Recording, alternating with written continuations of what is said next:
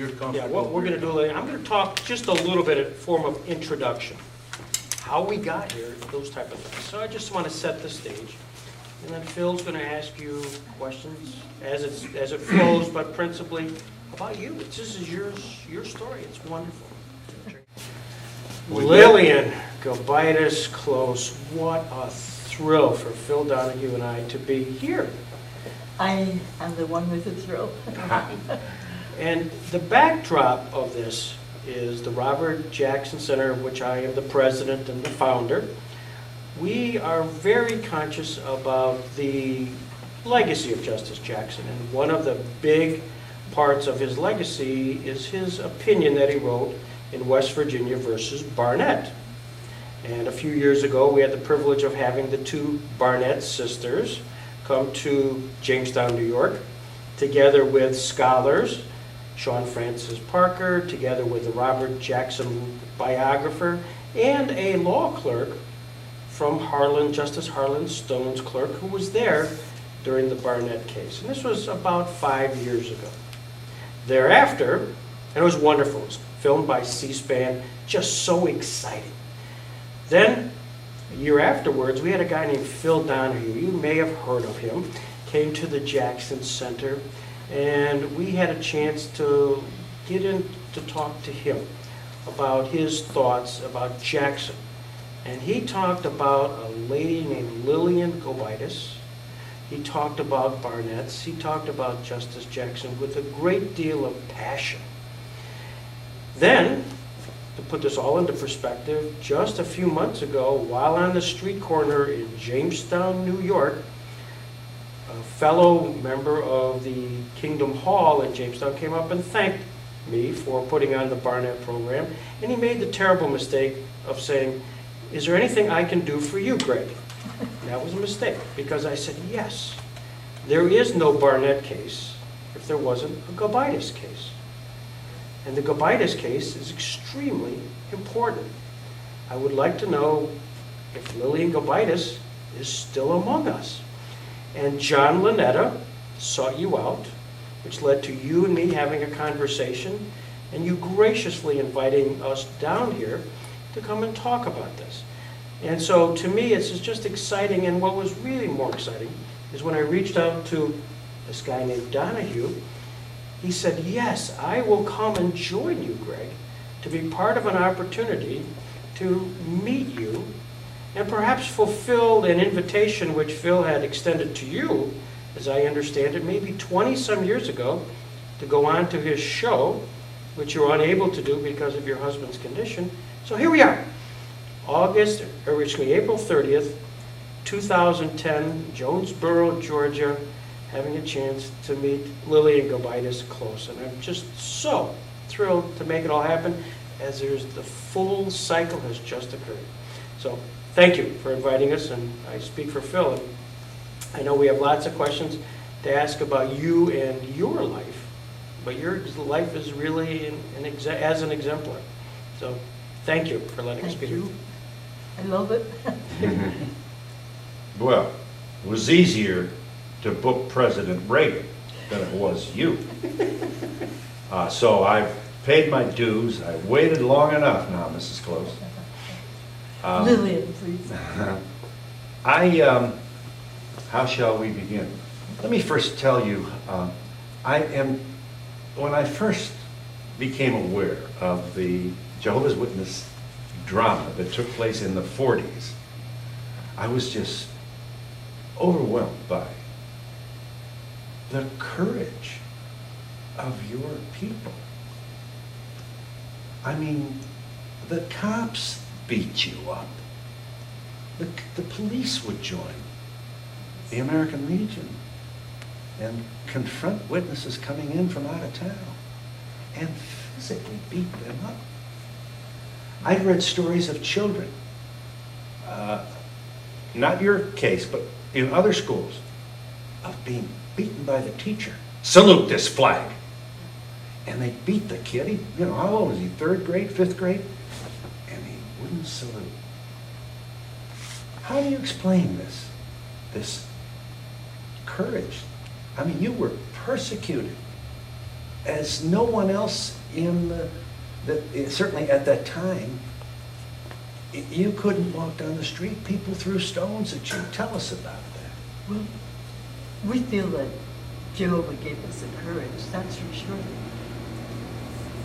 In fact, my sister was taking the bank deposit in a paper bag, grocery bag. She was surrounded by a group of girls with straight pins ready to stick them in her. And they said, "Okay, Jean." And she said, "Oh, I have a cousin named Jean. She looks just like me. You might meet her. She's a witness too." And they scratched her head and, "Oh, okay," and they walked away. Wow. Anyway, that was. But they were prepared to stick her with pins? Yeah, they were all going to surround her and stick her with pins. But anyway, that was ongoing. We had different things ongoing. It was open season on Jehovah's Witnesses. After the Supreme's Yes. decision. Exactly. And They felt entitlement. right, the Supreme said they had to salute, and they're not saluting, they're not pledging to the flag, and you and your little brother, William, were expelled. Yeah, yeah, yeah. And that's when the violence began. Yes, yes. There had been in the 30s a lot of things, but this was open season on Jehovah's Witnesses. Mhm. Do you remember any particular instances that? One night, my father got a telephone threat. It was really his business associate, and he said, "Wally, if you don't call the Philadelphia Inquirer and tell them you will now salute, there will be a mob coming to trash your store, and we don't know what will happen to you and your children." Dad, in the morning, Dad woke us up and told us what happened. And he said to my brother, "Take the 4 youngest out to Grammy and Grandpa, and you and Lillian come in the store." He went to the chief of police, and he said, "Nope, not in my town." And he parked the police car in front of the store all day long. Well, when we were in, as soon as we saw people gathering together on the sidewalk, we thought, oh, this is beginning. But nothing happened. And the whole day went on. Nothing happened, but we didn't know that, and we were prepared. You also, sorry? Prepared that something might happen, yeah. The Catholics who had been instructed by their pastors to not patronize your businesses, and that would include your father's, Yeah. changed. They seemed to, somehow, it dawned on them that this isn't right for a religious figure to tell you where to shop. Yeah. So they started to grow up a little bit, so to speak, Yes, it's true. in a way. 8, 9, 10, 11, the cops are arresting you, your friends, your family. Yeah. Did you have that smile then? Yes. You did you understand why they were doing this? I just Yes. can't imagine being that young. My dad's in jail. All my friends are in jail. Everybody hates us. No, it didn't bother. No, remember Jesus said, "They've done this to me, they'll do this to you." And we never forgot that. And that's how we coped with it all. Did you understand the hostility that was coming down on you and why? Yes. Did you understand the whole patriotism? America's fighting wars, our boys, we call them at that time, were dying in the Pacific and in the European theater, and you wouldn't salute the flag. I know it. I mean, Ray, it's unbelievable how the contempt and the loathing that people had for Jehovah's Witnesses. And it was about ignorance and bigotry. Yes, it was. Yes, it was. You were both expelled at the same time. Yeah, I was at 7 and he was at 5. And people tried to, tell me about what you know about, he wouldn't salute him. Yeah. How did the teachers respond? He said, he came home one day and said, "I stopped saluting."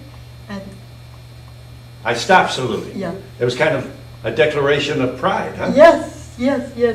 He said, "The teacher tried to put up my arm, but I held onto my pocket. And she couldn't put up my arm." you know. And that was it. And I thought, oh my goodness, I have to take my own stand. I'd been kind of a chicken before that. And so the next day I went to the teacher and said, Miss Showstone, and I explained what I was going to do and why. And I was prepared for a recrimination. And she said, Lillian, oh, you are a dear child. Oh, but not the class. When they saw, oh, they were so angry. At you? At me, and when I came to school, they said, here comes Jehovah, and the pebbles were flying. But I didn't care. I wasn't that much of it. You never were moved to weep, cry? No. And he ruled that your expulsion was unconstitutional. Exactly right. Exactly right.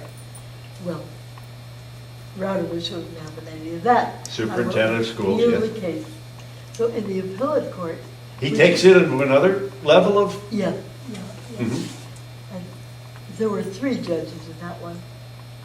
And Bill and I were on the stand in this case. You went to this, you were out, you testified. Yeah. And they said to Bill, why don't you salute? And he said, Exodus 20, have no other gods before me. And then they said to me, why don't you salute? And I said, 1 John 5:21, little children, keep yourselves from idols. The opposing lawyer said, I object. Of course, I nearly fainted.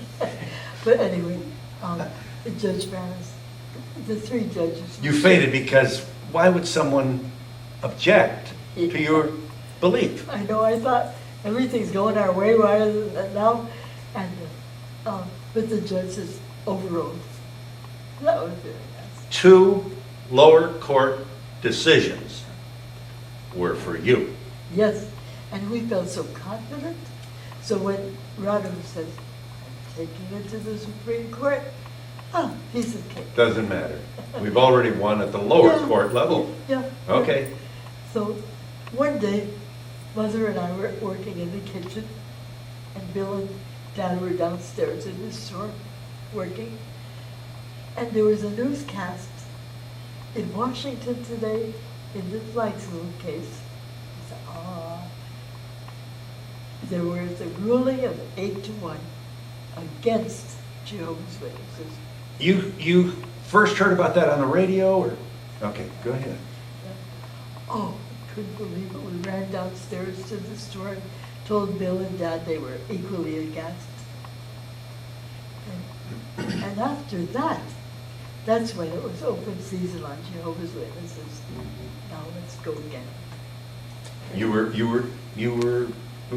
It was okay Yeah. to push you around and worse.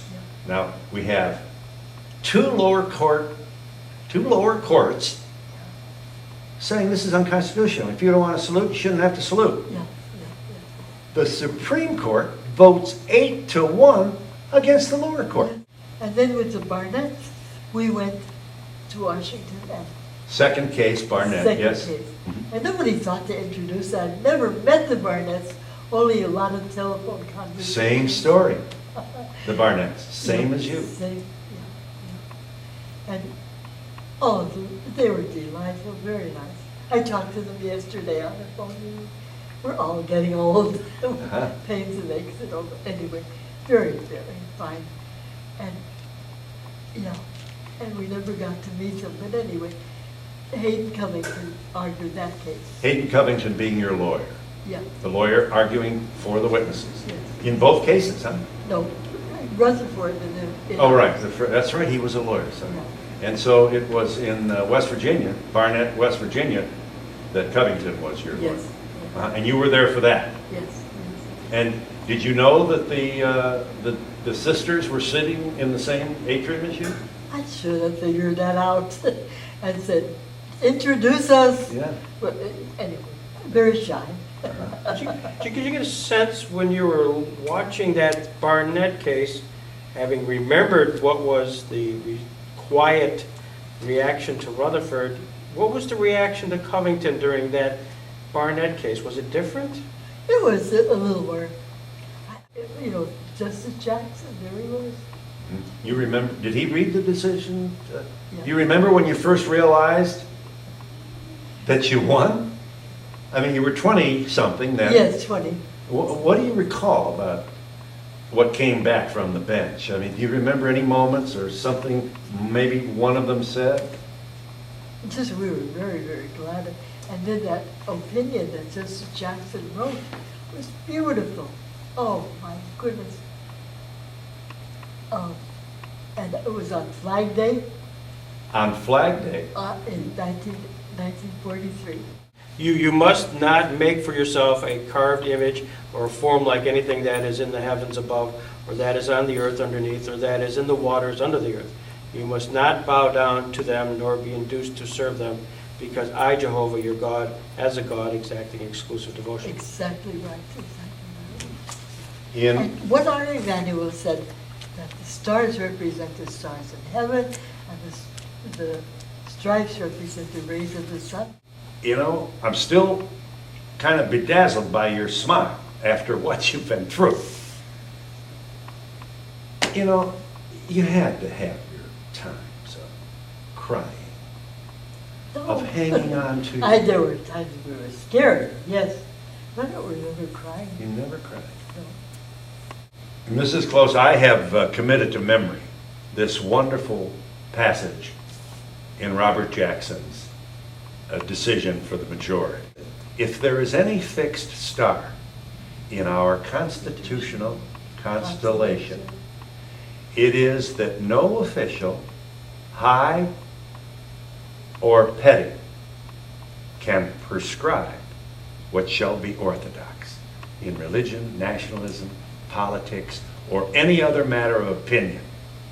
And then he concluded by saying, and these officials may not force by word or act a belief therein. You can't force an American to believe anything. So essentially what Jackson did was he looked down over that bench and he said to you, well, you were older then, and your little brother, and all the witnesses, children who'd been expelled, he looked at them and he said, you obey your parents. I think that's a great, great moment. I know. You know, more than one legal scholar has said that the Jehovah's Witnesses, more than any other person or institution, shaped First Amendment law for this nation. Yes, it's true.